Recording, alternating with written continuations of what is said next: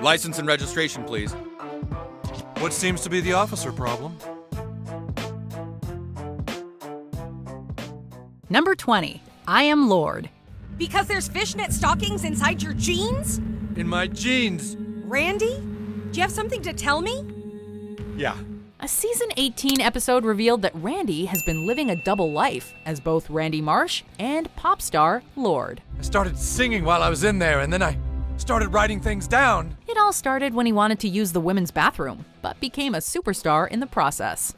Yeah, feeling good on a Wednesday. As the secret begins to come out, he writes the catchy song Push, about pushing through adversity and maybe about pushing something else. And then finally I used the auto-tune. Sparking in touch, feeling good on a Wednesday. Giving me the hope, giving me the hope to go on.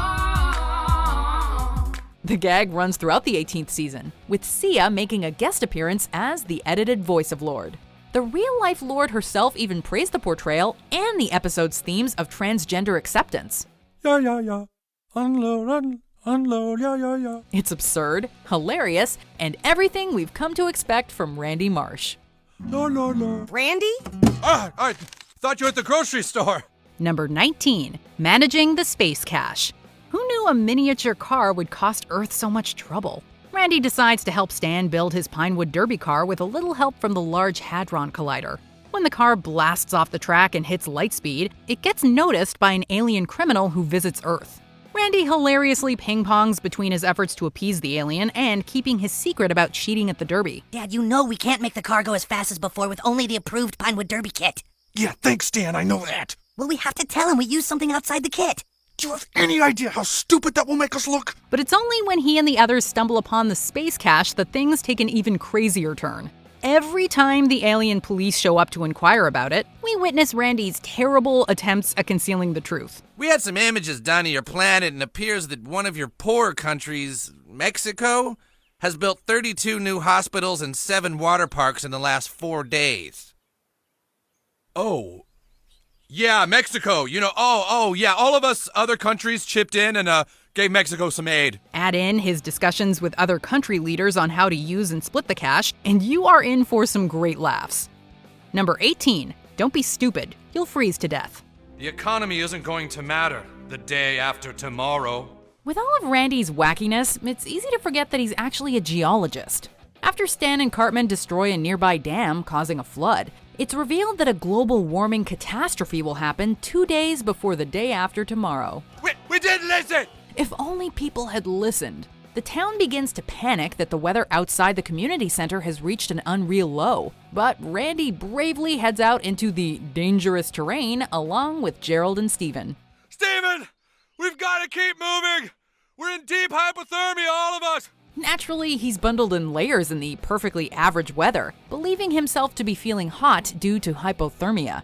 When Randy gets the other moronic adults on his side, it's always a recipe for a great episode. Don't blame the mayor, Sharon. What about FEMA? I think this whole thing is really their fault. Number 17. Vape fight. To say that Randy despises vaping is an understatement. Take that, stupid vaping! Upon starting his marijuana business, he is infuriated when he finds out that vaping has grown in popularity. When discovering that Stan was in possession of a vape, Randy has had enough. He decides to end the craze himself once and for all by taking down a nearby vape manufacturer. How does he orchestrate the takedown, you might ask? By literally walking in and injuring anyone and everyone in his path. You try and take my way of life? Time to show you some Tegridy. Tegridy? What's Tegridy? That's what I said. Oh yeah, and he caused the entire place to blow up. Now that's Tegridy. Number 16. Falcorn's death. In this episode, the boys become obsessed with taking down an overpowered character in World of Warcraft who's so strong he can kill game masters and admins. Not to be left out, Randy starts playing the game as well. Hey, Stan, can I play with you guys? Dad? Yeah, I'm playing from the office. Dad, get off our TeamSpeak line! He's eventually tasked with an important mission: to deliver the Sword of 1,000 Truths to his son. Dying in-game after completing his mission, Randy delivers a heartfelt speech to Stan over his mic, complete with painful gurgles and death cries, all in the middle of a Best Buy. You gotta love his commitment.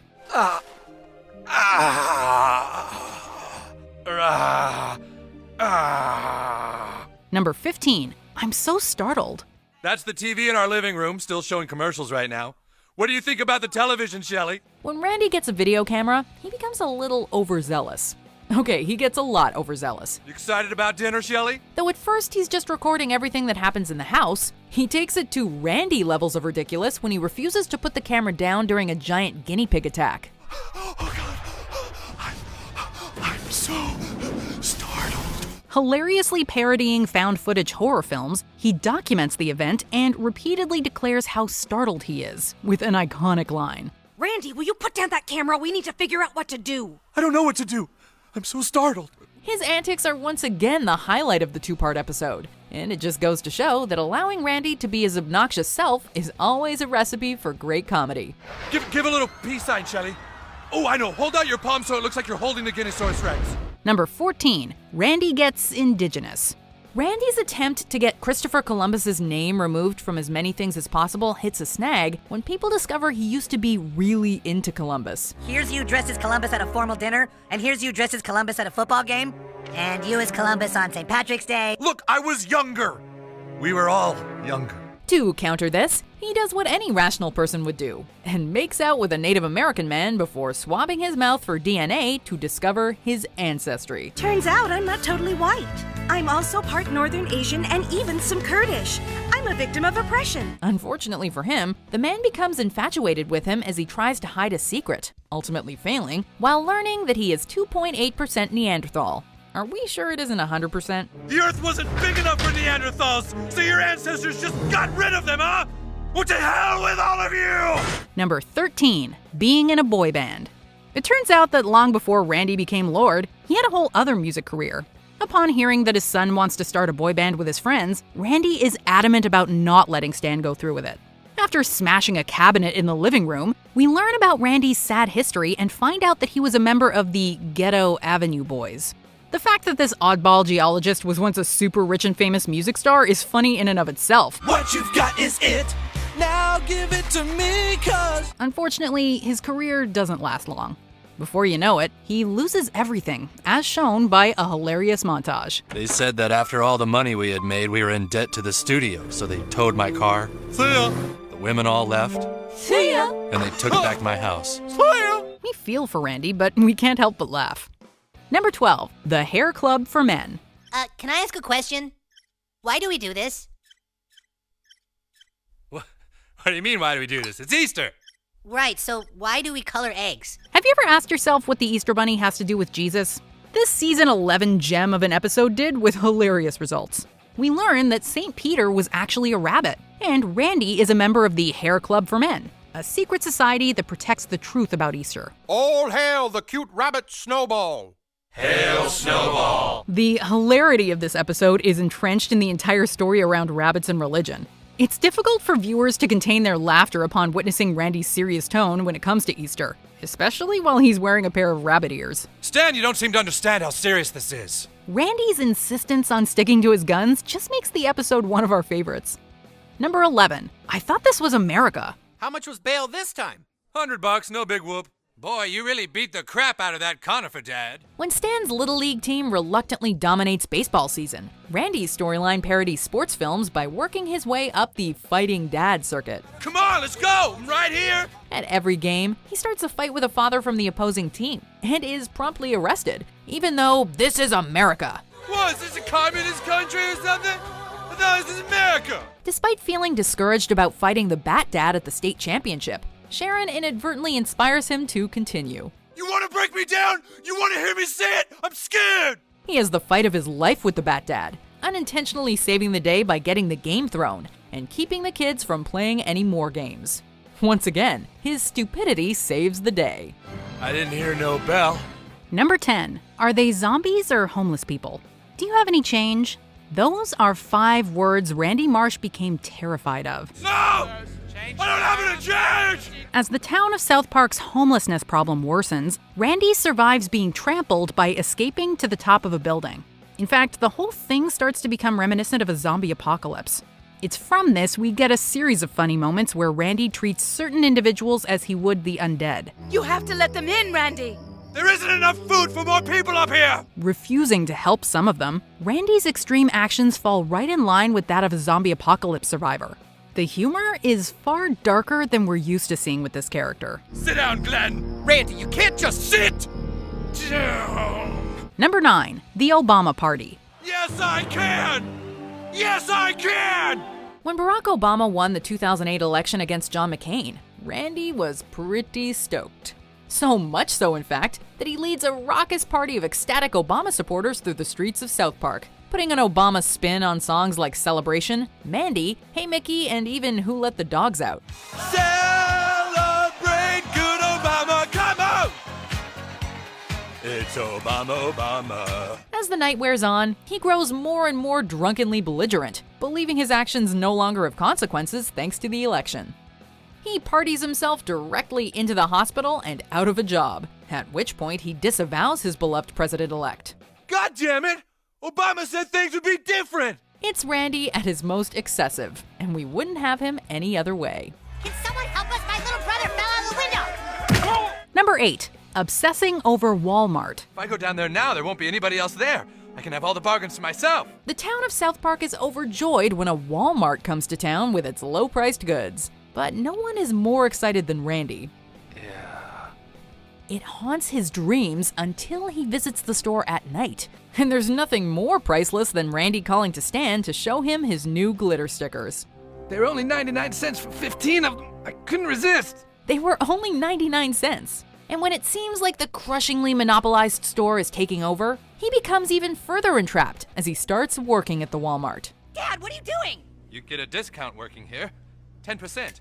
That means the bargains are even better. Though he tries to be a hero and ultimately helps the boys defeat it, he's once again distracted by the insanely low prices. The screwdriver set is only $9.98! Come on, Dad! I can't make it, boys! You're gonna have to go on without me! Number 7, Bro Down. From what I heard, I figured this show must be really sexy and hot, but I just don't see it happening.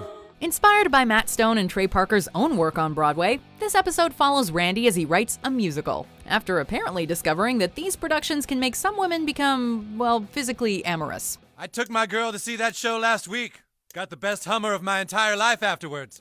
However, some of Broadway's biggest composers, like Stephen Sondheim, take issue with his lack of subtlety. We got wind of your musical.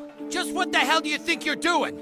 Same as you guys. As a result, they bro down and then bro out with Randy, and finally settle on an ethos of respect for all.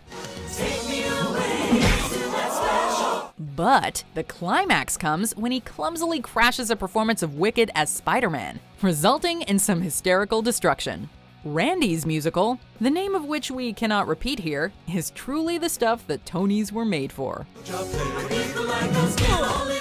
Number 6, the finest snow in Colorado. Okay, look. You busted us. It's a mix of different strains of marijuana we had left over from last season. I know, it's wrong. No. What is the white stuff on the marijuana? By the time we hit season 23, Randy's weed operation was well established and had already achieved significant progress. So when the mayor shows up asking for help to infuse some holiday spirit in the town, Randy and Towley make some Christmas magic. With a dash of special white snow in their weed, the town becomes lively once again. But with both Jesus and Santa opposing the new ingredient, we get Randy's funniest moment of the episode. We never thought we'd see someone trying to convince both Santa Claus and Jesus to partake in Randy's new locally grown snow, but it's both understated and funny. It's Tegridy. Well, maybe we all do need a little Tegridy at Christmas time. Number 5, Blockbuster. You are all looking at the new owner of Blockbuster Video. Ever the ambitious idiot, Randy decides to buy a Blockbuster just as streaming services are rising to prominence. Though he's ridiculed by his family and the ghosts that haunt the Blockbuster, he remains adamant about running the store. According to industry experts, many rural areas don't have the bandwidth to support DVD quality video and streaming services. It is a hilarious descent into madness, imitating scenes from The Shining to absurd perfection. Eventually, he's terrorizing a Halloween party via an iPad on FaceTime and babbling nonsensically in the snow.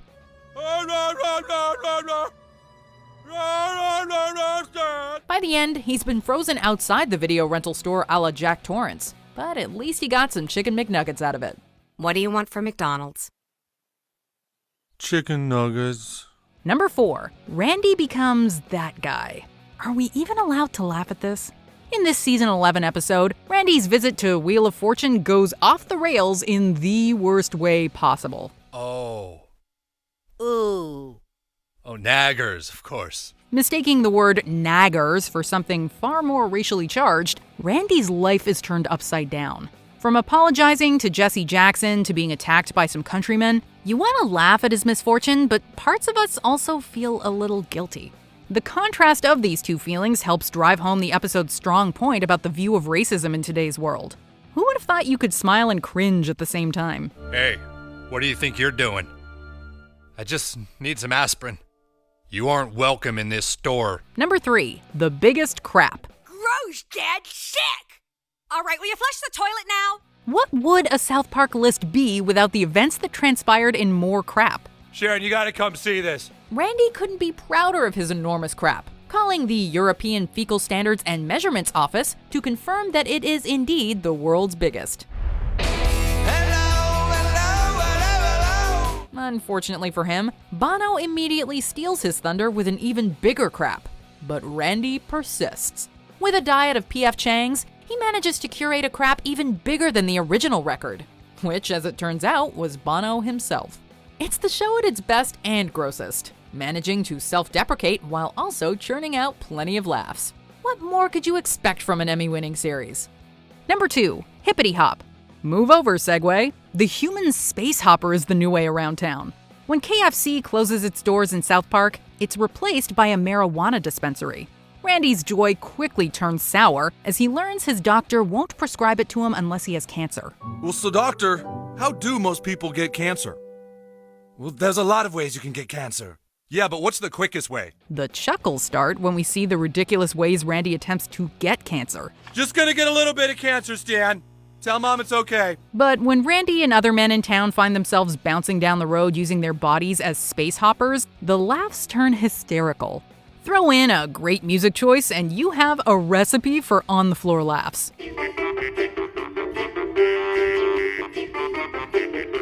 Before we unveil our top pick, here are some honorable mentions. Randy's Trippy Nightmare. Winnie the Pooh never looked so scary. Oh! Winnie the Pooh! Winnie the Pooh! Night Out with Mickey Mouse. Is this where it all started? Well, you sure know how to party, Mick. Oh my God, look at her! She is so hot! I think that's a bat. Yeah, it's a bat!